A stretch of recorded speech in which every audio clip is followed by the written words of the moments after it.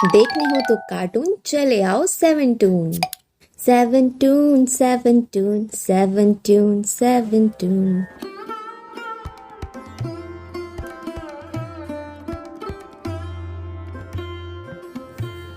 एक गांव में द्रोण नाम का ब्राह्मण रहता था। वह बहुत गरीब था। ना उसके पास पहनने के लिए अच्छे कपड़े थे और ना ही कुछ खाने को था।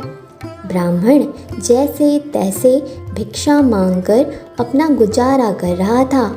उसकी गरीबी को देखकर एक यजमान को उस पर दया आ गई। उसने द्रोण को बैलों का एक जोड़ा दान में दे दिया। बैलों को गोधन मानकर ब्राह्मण द्रोण उनकी सेवा पूरी लगन के साथ करने लगा। उसे बैलों से इतना प्रेम था कि वो खुद कम खाता था, लेकिन बैलों को भरपेट खिलाता था। ब्राह्मण की सेवा पाने के बाद दोनों बैल तंदुरुस्त हो गए। एक दिन हट्टे कट्टे बैलों पर चोर की नज़र पड़ गई और उसकी नीयत बिगड़ गई। बैलों को देखते ही चोर ने मन ही मन यह सोचा, क्यों ना बैलों को चुरा लिया जाए। योजना बनाने के बाद रात होते ही चोर ब्राह्मण के घर बैल चुराने के इरादे से निकल गया। कुछ दूर चलते ही चोर का सामना एक भयानक राक्षस से हुआ। राक्षस ने चोर से पूछा, तुम इतनी रात को कहाँ जा रहे हो? चोर ने कहा, मैं ब्राह्मण के बैल चोरी करने के लिए जा रहा हूँ।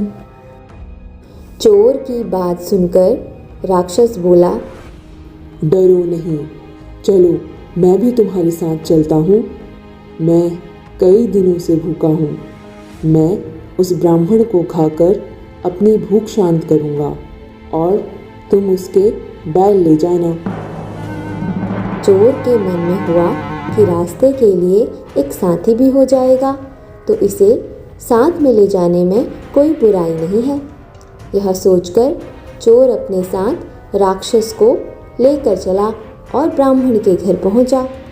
ब्राह्मण के घर पहुंचकर राक्षस बोला, पहले मैं ब्राह्मण को खा लेता हूँ, उसके बाद तुम बैल चुरा लेना। चोर ने कहा, नहीं, पहले मैं बैल चुराऊंगा, उसके बाद तुम ब्राह्मण को खाना। अगर तुम्हारे आक्रमण से ब्राह्मण जाग गया तो मैं बैल चुरा नहीं पाऊंगा। फिर राक्षस बोला, जब तुम बैल खोलोगे तो उसकी आवाज़ से भी ब्राह्मण जाग जाएगा और वह अपनी रक्षा भी कर सकता है। मैं इस चक्कर में भूखा रह जाऊंगा। राक्षस और चोर दोनों इसी तरह बहस करते रहे। एक दूसरे की बात मानने को उनमें से कोई तैयार ही नहीं था। उसी बीच राक्षस और चोर की आवाज़ सुनकर ब्राह्मण जाग गया। ब्राह्मण को जागा देखकर जल्दी से चोर बोला, हे ब्राह्मण, देखो, यह राक्षस आपको खाने आया है, लेकिन मैंने इससे आपको बचा लिया। इसने कई बार आपको खाने की कोशिश भी की, पर मैंने ऐसा होने नहीं दिया।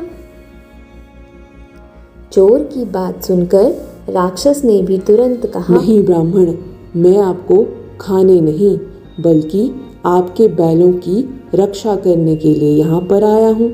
यह चोर आपके बैल चुराने आया था। दोनों की बात सुनकर ब्राह्मण को शक हुआ। खतरे को भांपते हुए ब्राह्मण ने फटाफट डंडा उठाया। अरे बहुत दर्द हो रहा है, अरे मत मारो मत मारो और मत मारो मुझे, सच कहता हूँ दोबारा नहीं करूँगा ऐसा मैं। और दोनों को मारकर भगा दिया। भाग यहाँ से, भाग जा यहाँ से, दोबारा यहाँ दिखाई मत देना।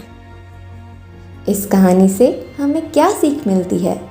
हमें हमेशा परिस्थितियों के अनुसार काम करना चाहिए, जैसे इस कहानी में ब्राह्मण ने किया। उसने चोर व राक्षस की बात सुनने के बाद अपनी आत्मरक्षा के लिए डंडा उठाया, जो उस परिस्थिति के लिए बिल्कुल सही था। आज के लिए इतना ही। मिलते हैं नेक्स्ट वीडियो में। तब तक के लिए आप हमारी दूसरी कहानियाँ भी देख सकते हैं। Thanks for watching.